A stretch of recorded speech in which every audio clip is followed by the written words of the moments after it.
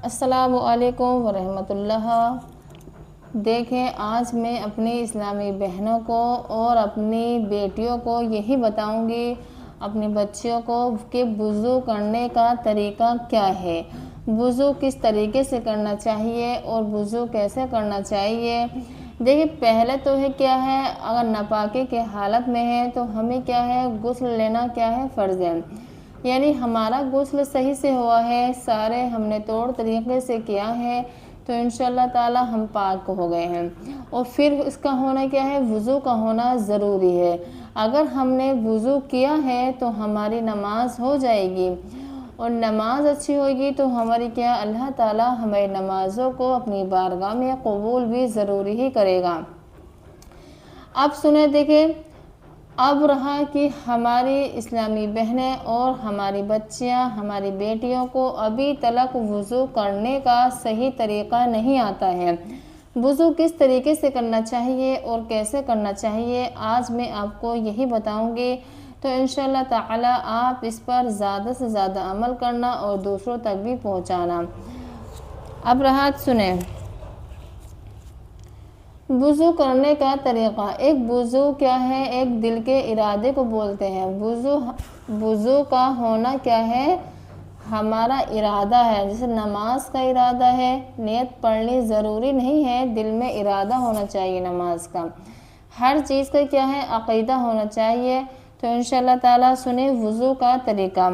प्यारे, वुज़ू करने के लिए ऊंची जगह किबला रू बैठना मुस्तहब है। अगर वुज़ू आप कर रही हैं तो आपको क्या करना चाहिए, किबला रू यानी काबे शरीफ के तरफ ऊंची जगह पर बैठना चाहिए।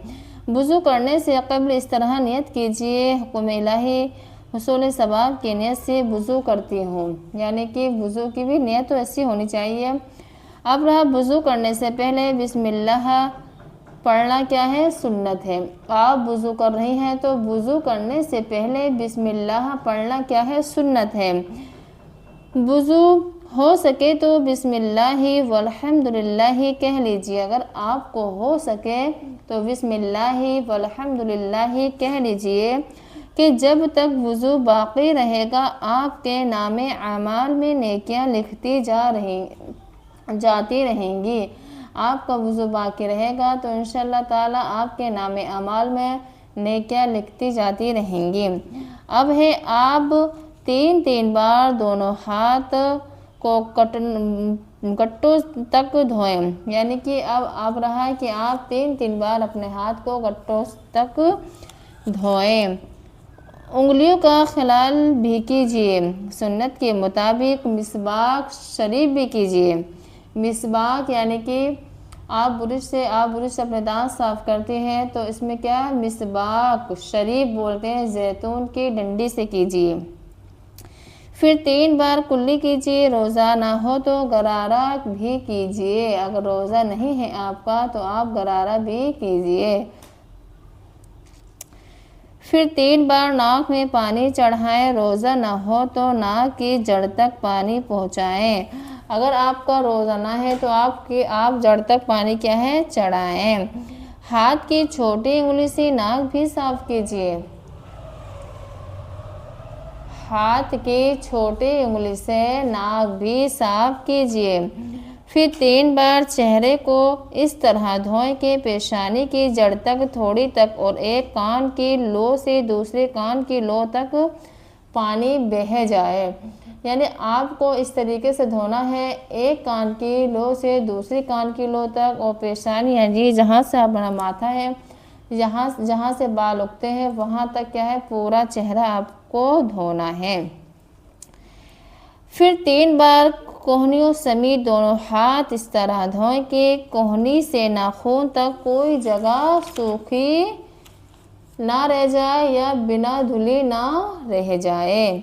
फिर शहादत की उंगली से कानों के अंदरूनी हिस्से का और अंगूठों से बैरूनी हिस्से का और हाथों की पुष्ट से गर्दन का मसा कीजिए।